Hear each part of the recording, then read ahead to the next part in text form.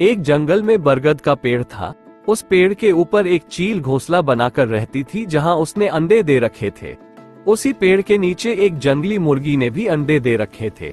एक दिन उस चील के अंडों में से एक अंडा नीचे गिरा और मुर्गी के अंडों में जाकर मिल गया। समय बीता, अंडा फूटा और चील का बच्चा उस अंडे से निकला और वह ये सोचते बड़ा हुआ कि वो एक मुर्गी है। वो मुर्गी के बाकी बच्चों के साथ बड़ा हुआ।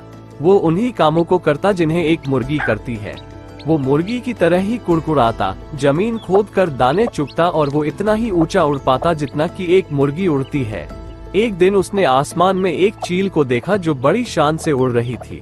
उसने अपनी मुर्गी माँ से पूछा कि उस चिड़िया का क्या नाम है जो इतना ऊंचा बड़ी शान से उड़ रही है। मुर्गी ने जवाब दिया, वह एक चील है। फिर चील के बच्चे ने पूछा, माँ मैं इतना ऊंचा क्यों नहीं उड़ पाता?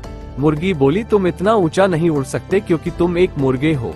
उसने मुर्गी की बात मान ली और मुर्गे की जिंदगी जीता हुआ एक दिन मर गया।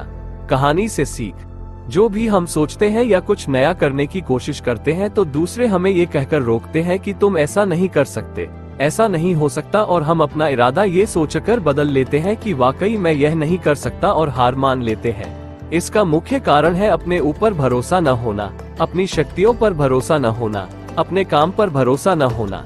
दोस्तों, जो लोग कहते हैं कहने दीजिए, लोगों का काम है कहना। अपने आप पर भरोसा रखें, अपने आप को पहचाने। दोस्तों, अगर जीत निश्चित हो तो कायब भी लड़ जाते हैं।